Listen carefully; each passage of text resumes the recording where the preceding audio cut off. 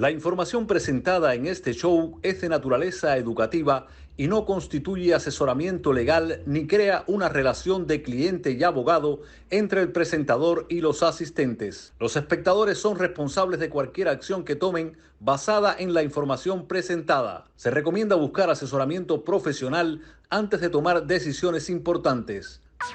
Este programa es presentado por Monarca Insurance Group and Multiservice Corp y AR Law Group.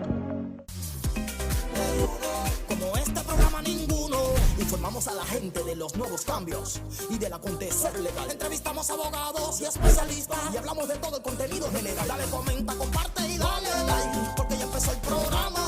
Que aquí están los tiburones de la ley respondiendo preguntas de lo que acontece en esta rama. Hablamos de temas legales, entrevistas con especialistas. Como este programa ninguno. Ley 1. Ley 1. Ley 1.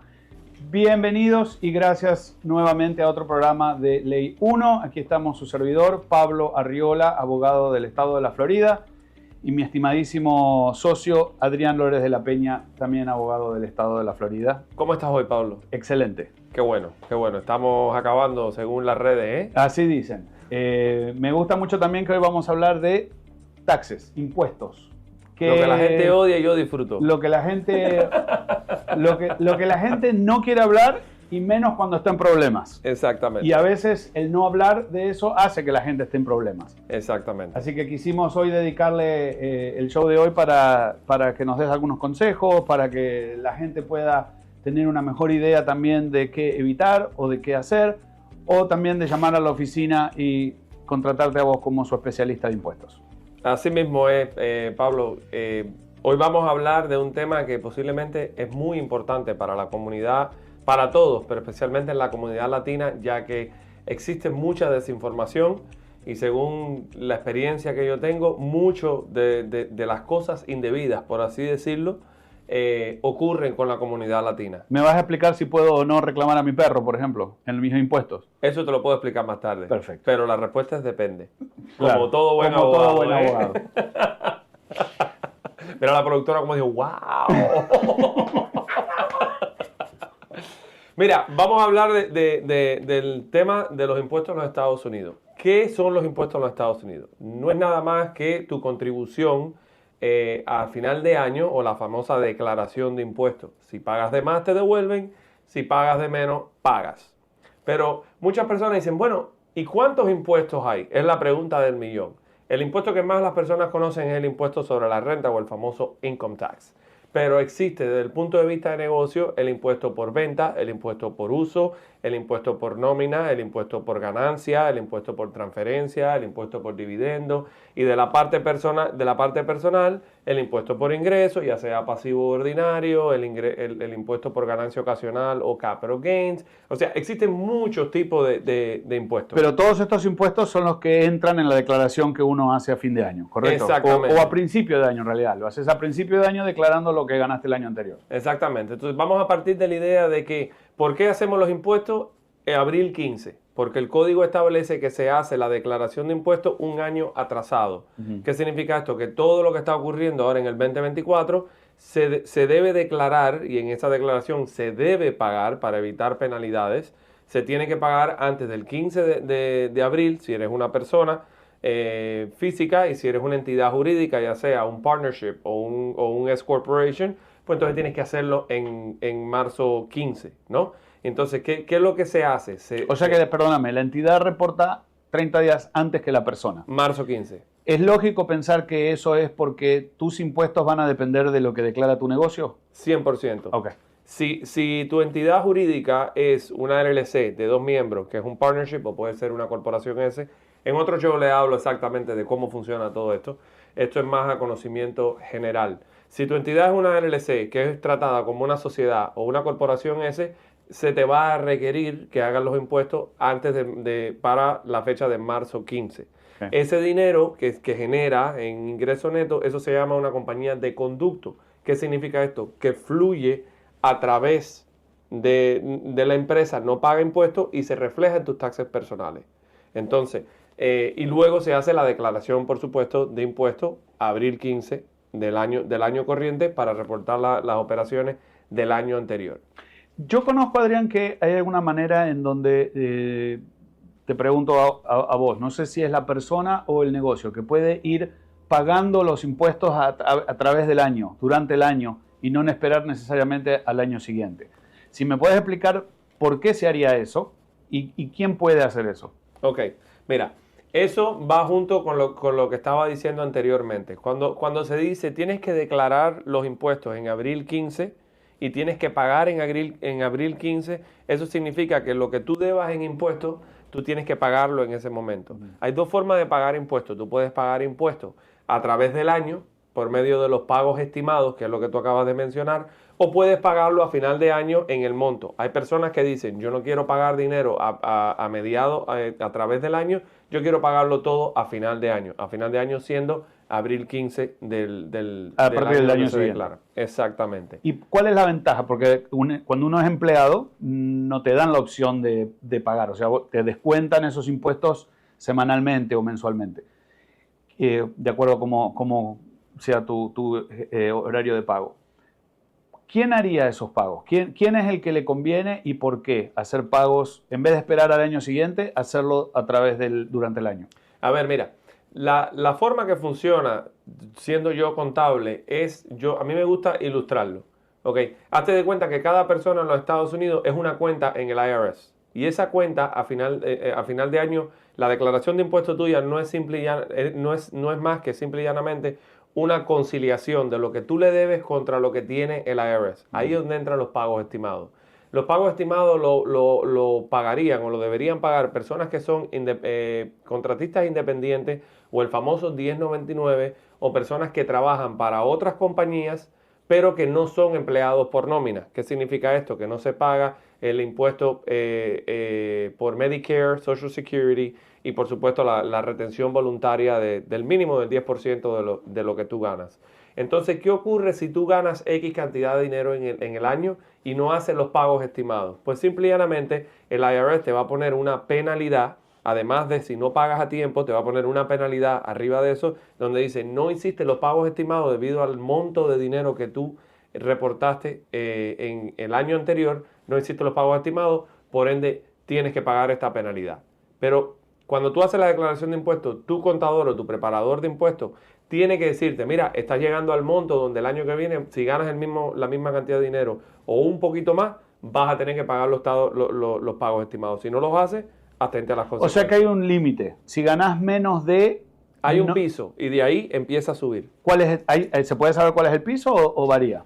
Menos de... A ver, si trabajas como contratista independiente, tienes que pagarlo. Punto. No hay un piso. Tu dinero tienes que pagarlo. Esos pagos estimados. Okay. El pago estimado se hace 4 veces en el año, en cada trimestre. En abril, en junio, en agosto y en enero del próximo año. Por ahí más o menos. ¿Okay? Entonces hay personas que llegan al periodo de este año. Por ejemplo, las personas cuando empezó este año tenían que haber pago antes de enero 15 el último pago estimado del año anterior. Pero, ok, yo te voy siguiendo, pero hay algo que no me queda claro. Si yo tengo mi negocio, vamos a decir, yo soy, no sé, trabajo haciendo landscaping, jardinería. Okay. Tengo mi propia compañía, tengo 2 o 3 empleados y yo cobro de mis clientes, le pago a mis empleados y yo soy la compañía, es decir, es mi compañía. Tengo una LLC o no sé si varía diferentes tipos de entidades. Yo como propietario y mi propio empleado a la misma vez, ¿tengo que hacer pagos trimestrales o puedo esperar y declarar todo en enero del año siguiente? Sí y no. Bien. Sí y no, ¿por qué razón? Si tú tienes una empresa, tú tienes empleados y estás haciendo la nómina y tú eres uno de esos empleados de tu empresa, pues básicamente se sobreentiende que en la nómina ya tú estás haciendo un pago estimado, que es lo que me refería de conciliar el banco. Cada pago que tú haces, por ejemplo, tú trabajas para una compañía, esa compañía te paga un W2. Esa retención de Federal Income Tax, eso se considera un pago estimado. ¿Por qué? Porque a final de año, cuando tú hagas los impuestos, te van a decir, ganaste $50,000 y retuviste el 10%, pero esos 50,000 está sujeto al 22%, por ejemplo. Quiere decir que tú tienes que pagar una diferencia del 12%. Claro, tienen que haber deducciones, estándar, etcétera, etcétera. Pero cada pago que tú hagas a la IRS, ya sea a través de nómina, ya sea en pago estimado, pues básicamente es un pago estimado y a final de año se concilia y ahí es donde se hace la famosa declaración de impuestos. Ok, te cambio el ejemplo. En vez de eso, donde soy empleado de mi propia compañía y tengo otros empleados, trabajo como contratista independiente diseñando websites. Okay. Yo tengo varios empleados, me pagan una mensualidad y yo les llevo las páginas, le modifico su website y le hago ese tipo de trabajos y me pagan como un trabajador independiente. Yo trabajo desde mi casa tranquilo. Oh. ¿Tengo que hacer pagos estimados o puedo esperar al año que viene? Si no ganas, si no estás pagando por nómina y estás ganando dinero y le estás pagando a esas personas que tampoco están ganando por nómina, o sea que no hay W2 y tú ganas dinero, tú tienes que pagar mínimo el 10% de lo que tú estás ganando. Pero ¿qué pasa? Cuando tú eres contratista independiente, tú estás sujeto a 2 impuestos. Por lo general, el contratista independiente hace su declaración de impuestos con el anexo C o lo que se llama el anexo de pérdida o ingreso por negocio. El Schedule C. El famoso Schedule C. Okay. El Schedule C dice que tú no pagas, y esto funciona para todas las áreas de impuestos en los Estados Unidos. Uno no paga impuestos sobre el ingreso en bruto, uno paga impuestos sobre el ingreso en neto. Entonces, luego que tú haces tus deducciones, ¿ok? En el Schedule C, el ingreso neto, como tú eres independiente, tú te consideras que eres tu empleado y tu empleador.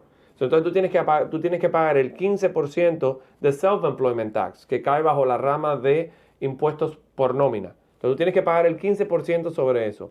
Pero no solo eso, cuando tú vas a hacer la declaración de impuestos en la primera página principal, vas a ver donde dice Income Tax. O sea que no solamente vas a pagar sobre ese ingreso neto el 15% de Self-Employment Tax, sino que también vas a pagar, dependiendo del bracket donde tú caigas, vamos a decir un 10% de impuestos, vas a terminar pagando el 25%.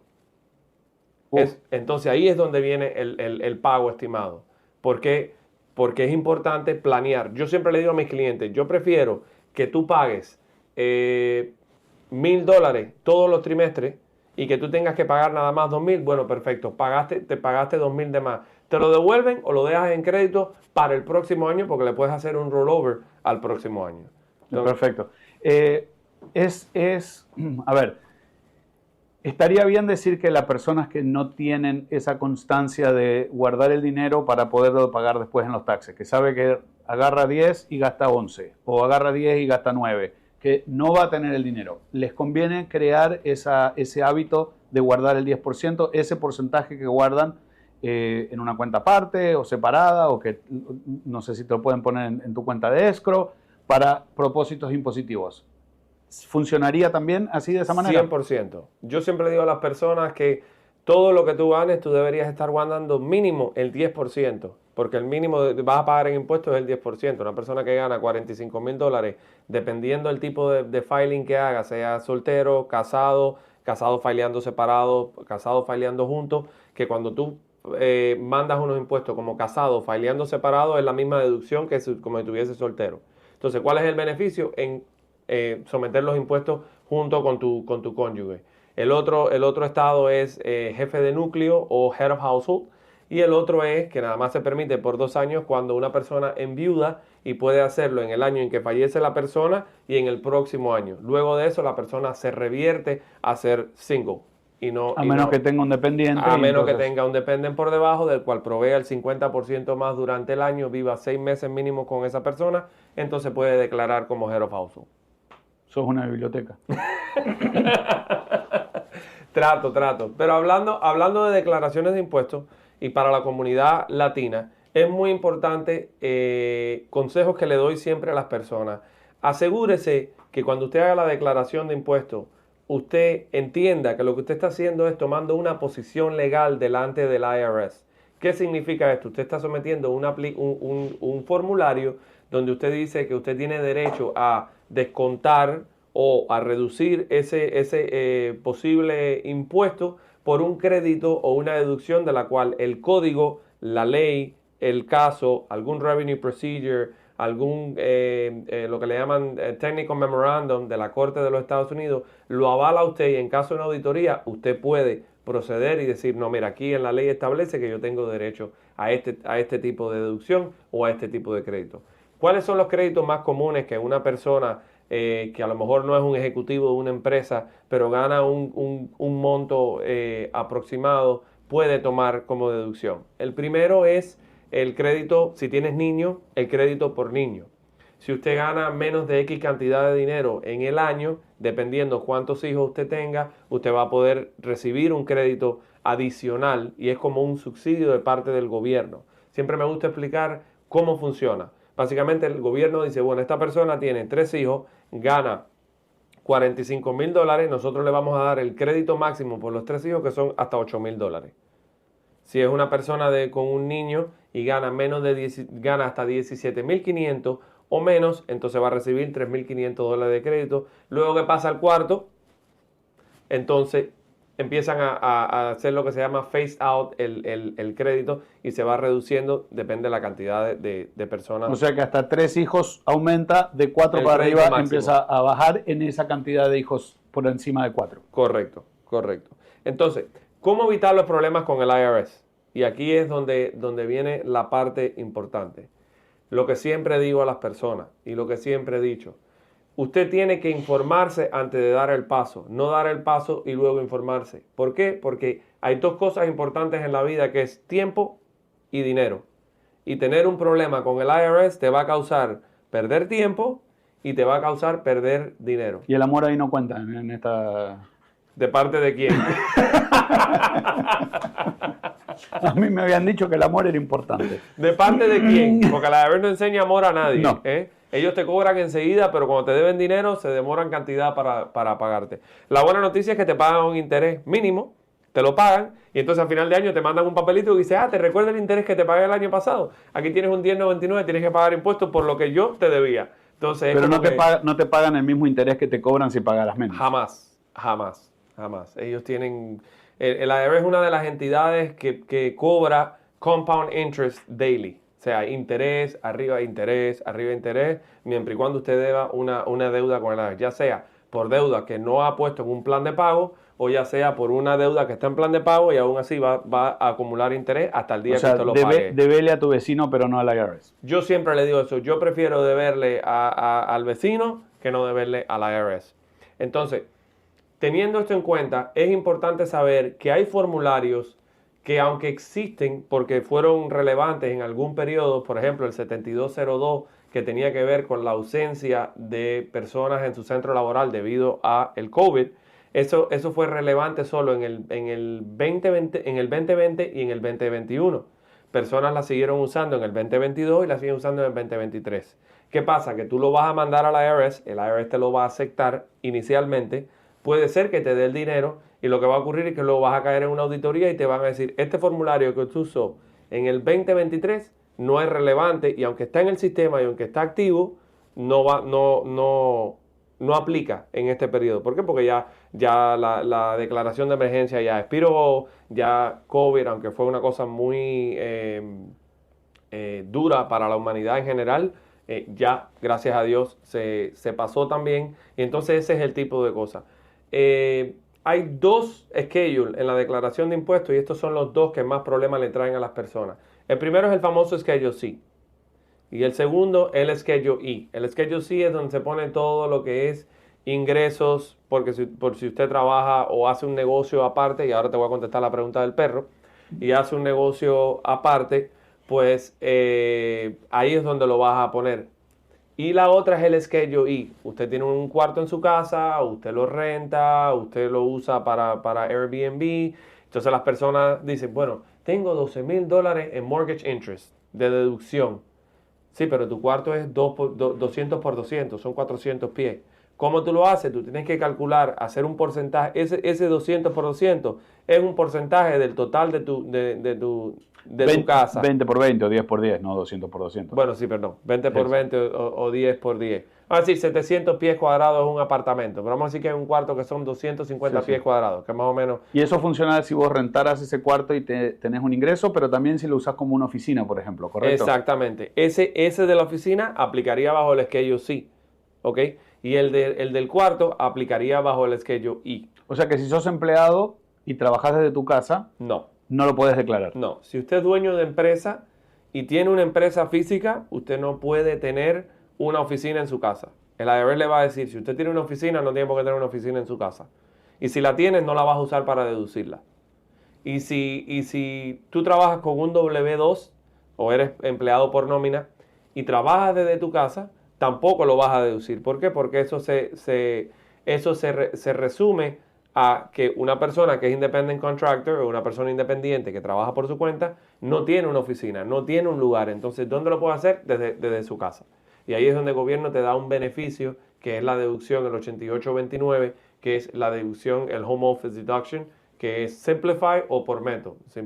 Simplify es un precio específico o un monto que te da el IRS directo, o el otro es por pies cuadrados de donde tú estás. Eso es súper interesante de explicar porque sé que viene gente a la oficina y te dicen, pero yo trabajo desde mi casa, entonces quiero descontar algunos de los impuestos o algunos de los cargos que tengo porque yo conozco a fulanito que también trabaja de la casa y lo hace. O sea que no necesariamente aplica esa misma deducción, siempre. Exactamente.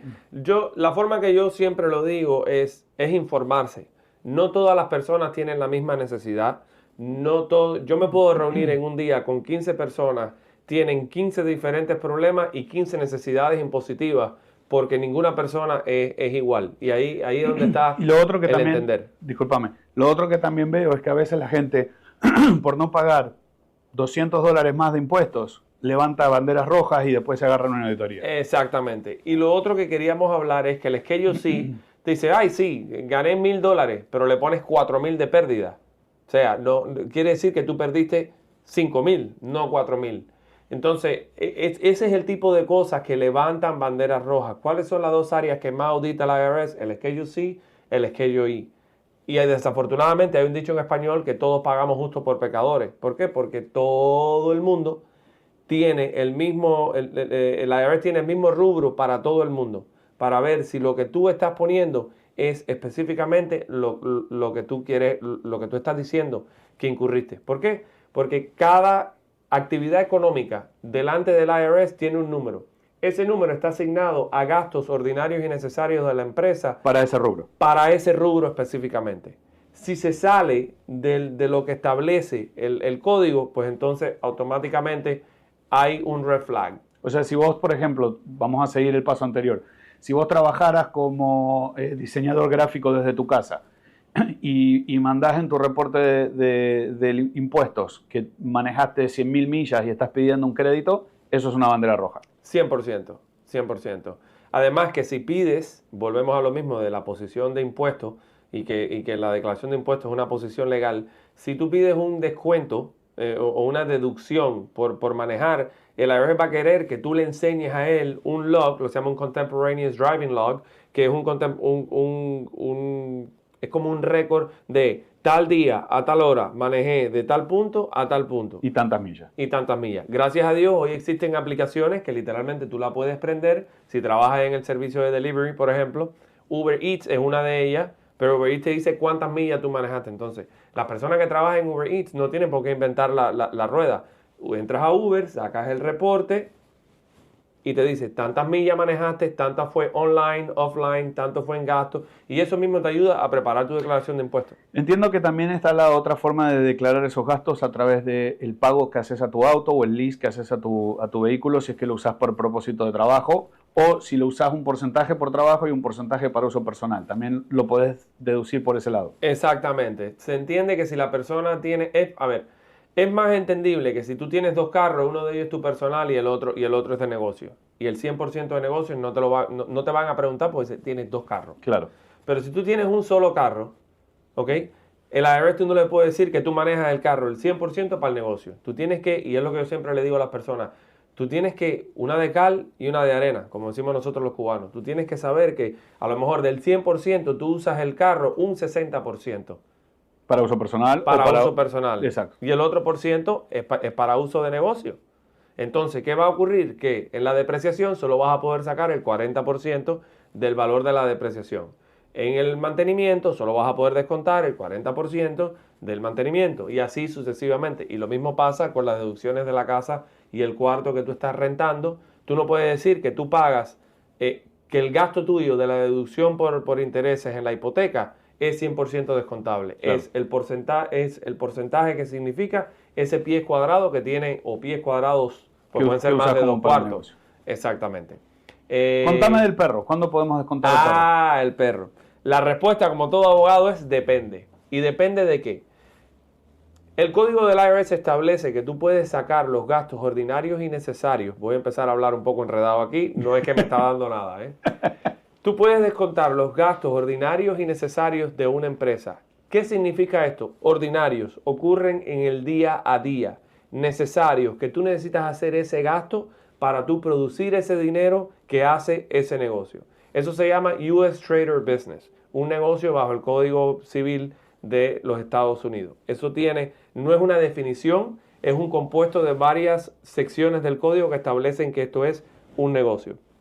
Si es un negocio, pues entonces 100% puedes deducir todo lo que se refiera a ese negocio. Ahora, si tu perro es un pasatiempo, y ahora te voy a dar el ejemplo, si tu perro es un pasatiempo, nada de lo que tú gastes en tu perro es deducible. Vamos a dar un ejemplo más fácil. Usted tiene un perro usted tiene una yarda donde usted almacena carros y usted tiene perros. ¿Esos perros qué son en esa yarda?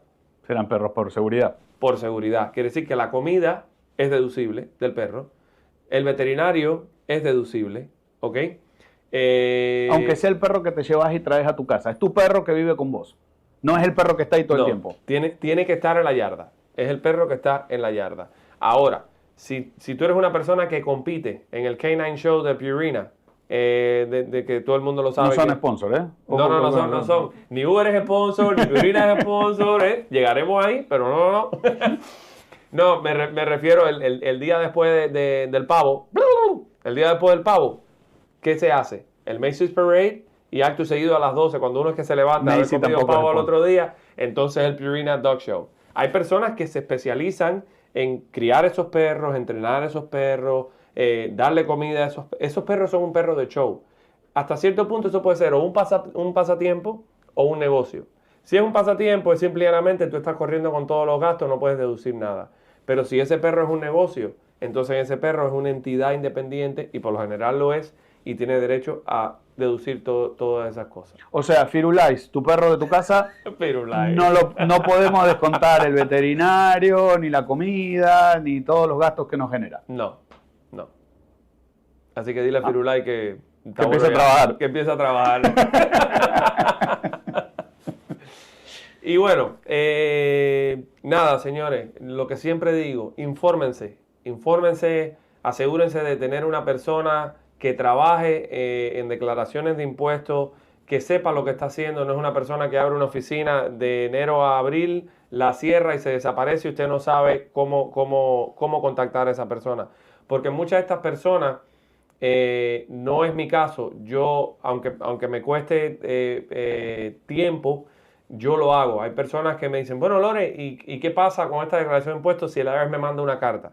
Y yo le digo, yo me encargo de eso, yo te ayudo. Y gracias a Dios, cuando las cosas se hacen bien y se hacen como van, no vas a tener ningún problema, porque yo por ahí voy bien. Por ahí vamos bien, perfecto. Así que usted ya sabe, si tiene problemas del IRS y lo están auditando, si lo están auditando, recibe alguna carta del IRS, puede comunicarse con nosotros y el abogado Lores de la Peña va a revisar esa carta, va a revisar los reportes que esa carta están trayendo a colación y entonces de ahí para adelante lo podemos ayudar. Así mismo es. Así que muchas gracias por nuevamente abrir sus puertas de sus casas, de sus hogares, de escucharnos, de compartir un ratico con nosotros acá y nos vemos en la próxima. Este no es el único show que vamos a tener sobre impuestos. Dejen los comentarios, dejen sus sugerencias, déjenos saber qué les parece y cómo le podemos ayudar. Así que muchas gracias por sintonizar. Esto es Ley 1. Yo soy Adrián.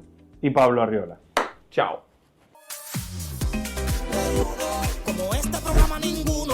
Informamos a la gente de los nuevos cambios y del acontecer legal. Entrevistamos abogados y especialistas y hablamos de todo el contenido general. Dale, comenta, comparte y dale like, porque ya empezó el programa. Que aquí están los tiburones de la ley respondiendo preguntas de lo que acontece en esta rama.